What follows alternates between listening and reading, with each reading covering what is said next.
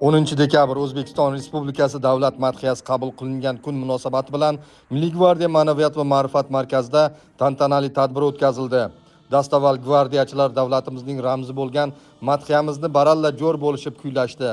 Shundan so'ng sana arafasida malaka oshirish kurslarida o'qib, sertifikat olgan 129 nafar harbiy xizmatchi va xodimlarga harbiy va maxsus unvonlar, Milliy gvardiya qo'mondoni o'rinbosari va tizimdagi mas'ul rahbarlar hamda faxriylar tomonidan tantanali ravishda topshirildi.